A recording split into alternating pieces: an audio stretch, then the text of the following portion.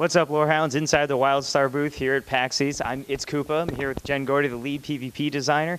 So we just saw, it's currently embargoed, but now it's not, since we're posting it, I hope. We just saw a whole bunch about Warplots. That's your guys' endgame PvP. Yeah, so we just got done talking about our 40v40 team-based customizable Warplots experience, where you create a war party, and that war party has a war plot and some war coins, which is a war party only currency, which you can use to modify your base, get it set up real nice, and then take it onto the battlefield with you.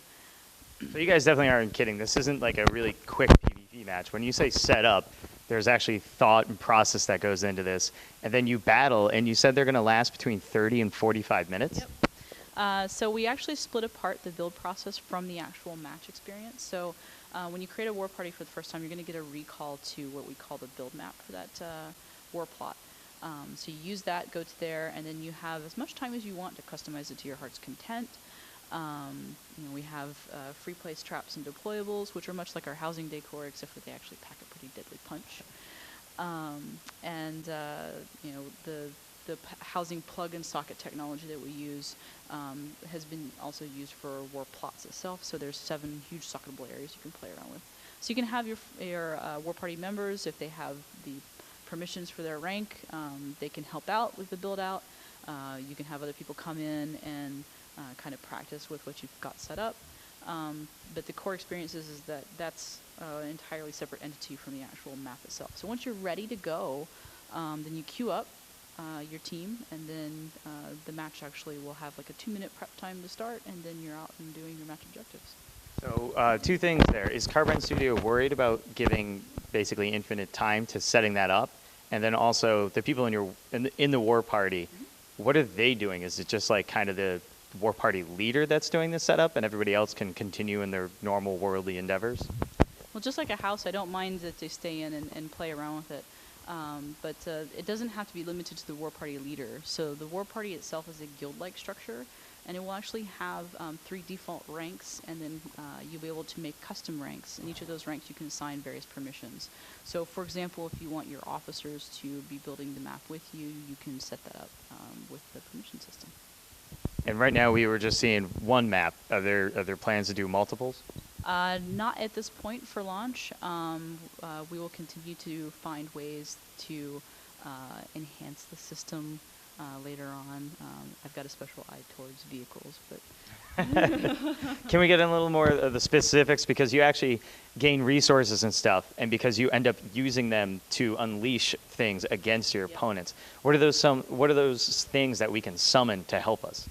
Well, you've got anything from the plugs that you have. You can summon out guard reinforcements, and those guard reinforcements will go out to your enemy base. You can use super weapons using match resources. You can also use our awesome boss summoner plug. And what that is if you have that down, you can go to a veteran dungeon or raid, and you'll have a chance to get a boss token. You can take that token in and summon a holographic version, 20-man version of that boss, 20-person version, should say. But those are really neat because you can also send them out into the enemy war plot, distract people. They can actually fight each other if both teams have one. It's really cool. And those are summoned based off the war points that you accrue, right? Yeah, so everything that I've described as using match resources, you actually have to maintain control of something called nanopack nodes out in the field. There are 5 of them out in the battlefield, and as you capture them, you'll start accruing nanopack, and that nanopack is used for spending for your abilities. You can upgrade your modifications, you can repair them.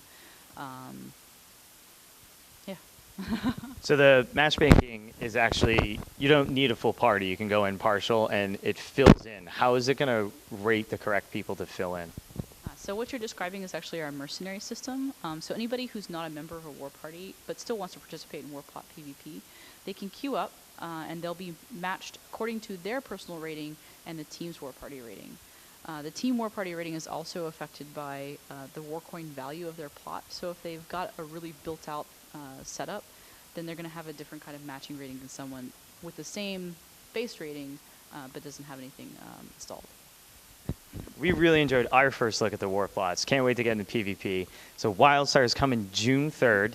We're coming with the Warplots ready to go. Yeah. So if you go ahead and pre-order, you'll have 3 days head start on getting your level 50 guide set up. All right, Lorehounds, go pre-order. Get that digital deluxe edition. Thanks so much.